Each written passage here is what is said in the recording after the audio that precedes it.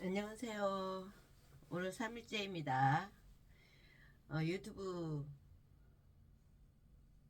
열심히 연습하려고 10번씩 읽고 연습하려고 했는데 어제는 한 번도 못 보고 못 읽어서 오늘은 블로그를 보고 직접 설명을 해드리도록 하겠습니다. 우리는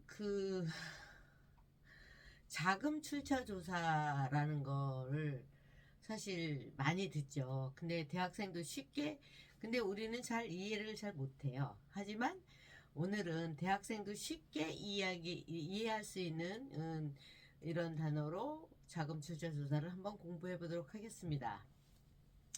갑자기 큰 돈이 생기면 문제가 될 수 있다고요? 갑자기 통장에 큰 돈이 들어오면 기분은 좋겠지만 출처를 증명하지 못하면 세무당국의 조사를 받을 수 있어요. 정부와 은행, 자금 세탁, 탈세, 불법 자금, 유입을 방지하기 위해 돈의 흐름을 추적한답니다. 그렇다면 자금 출처 조사란 무엇이며 어떻게 대처를 해야 할까요? 자금 출처 조사란 큰 금액의 돈이 어디서 발생했는지 확인하는 과정입니다. 갑자기 5억이 계좌에 입금되었다면 그 돈의 출처를 증명해야 합니다. 이는 불법적인 자금 거래를 방지하고 세금을 공정하게 부과하기 위한 제도입니다.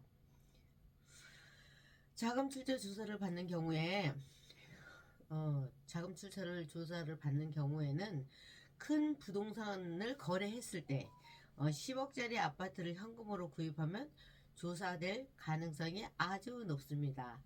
부모님에게 받은 돈으로 집을 샀다면 증여세 신고 여부를 확인해야 합니다.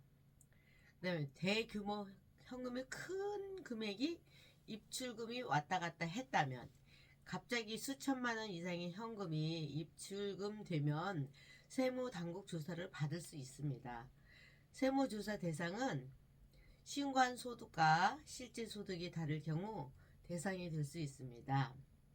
또한 고액 주식 투자를 했을 때도 세무조사를 받을 수 있습니다. 큰 금액의 주식을 매수할 경우 지금 자금의 출처를 증빙해야 해요. 또한 해외 송금, 아이고 콧물이 나네. 해외 송금, 외환 거래, 해외에서 큰 금액을 송금을 받거나 보낼 경우에도 출처 조사를 진행할 수 있어요. 자금 출처의 조사 방법으로는 세무당국은 여러 자료를 통해서 자금 출처를 확인합니다. 소득 증빙 서류로는 급여 명세표, 사업소득 등이 필요하고요. 증여 상속 증빙 이런 걸 하려면 증여세 신고 자료로 대체할 수 있어요. 대출 만약에 대출을 했다면 대출 계약서라든가 대출 통장으로 확인할 수 있겠죠. 거래 내역은 통장 거래 내역이나 계약서 또는 카드 사용 내역 등이 필요해요. 이러한 서류를 제출하면 세무당국이 이를 검토해서 문제가 없는지를 판단하게 되는 거죠. 자, 실제 사례를 한번 들어볼까요? 부모님에게 받은 돈으로 아파트를 구입했을 경우 김 씨는 부모님한테 5억을 받아서 10억짜리 아파트를 구입했지만 증여세를 신고하지 않아 세무조사를 받게 되었습니다. 결국 증여세를 신고하고 문제를 해결했지만 그렇게 했을 때는 가산세도 있는 거 아시죠, 여러분? 자, 두 번째는 주식 투자로 주식을 투자한 수익을 오해받은 자금인데요. 박 씨는 주식 투자로 3억을 벌었지만 신고하지 않고 계좌로 이체를 해서 불법 자금으로 의심을 받았습니다. 주식거래 명세서와 세금 납부 자료를 제출하면 문제는 해결될 수 있습니다. 자, 세 번째는 해외 친척으로부터 받은 송금인데요. 이 씨는 해외 친척으로부터 2억 원을 송금받았지만 불법 외화 반출을 의심을 받아 조사를 받게 되었어요. 가족증명서와 송금 내역을 제출하면 정당한 송금임을 확인할 수 있습니다. 자, 자금 출처를 설명하지 못하면 어떻게 될까요? 자금 출처를 증명하지 못하면 여러 가지 문제가 생길 수 있어요. 증여세 부과 아니면 소득세 문제.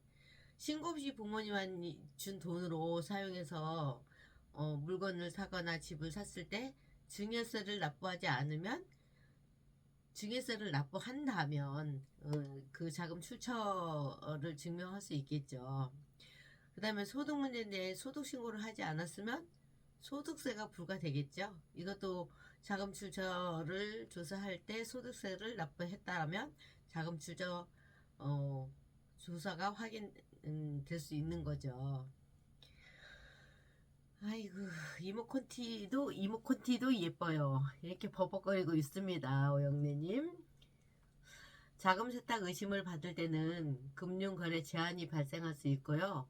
외환법 위반, 해외 송금이 불법적인 경우는 법적 처벌을 받을 수도 있습니다. 조심하셔야 됩니다.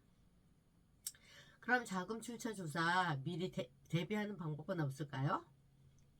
돈을 받을 때 있죠. 돈을 받을 때 서류를 준비하세요.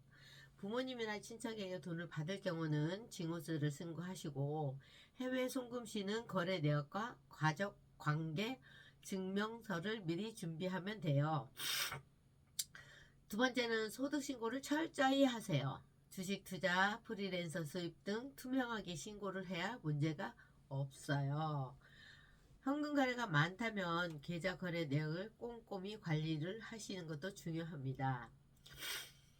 그 다음에 자금 출처를 확실하게 조사를 받지 않으려면 전문가와 상담을 미리 받아보는 것도 중요해요. 세무사를 통해서 미리 대비하면 불필요한 자금 출처를 조사받는 경우는 없겠죠. 자, 결론으로 투명한 금융 거래가 중요합니다. 자금 출처 조사는 투명한 금융 거래를 위한 필수 과정이고요. 부동산을 사거나 큰 금액을 입출금할 때는 미리 관계 서류를 준비하는 것이 중요합니다. 혹시라도 조사 대상이 될 가능성이 있다면 미리 소득 증빙 서류를 정리하고 전문가와 상담을 받아보는 것도 좋은 방법입니다. 돈이 흐름이 명확하면 걱정할 필요가 없겠죠. 합법적이고 투명한 금융 거래로 불필요한 문제를 피하는 것이 현명한 재테크입니다. 자, 오늘 여기까지 안녕. 수고하셨어요, 오영래님. 또 봐요.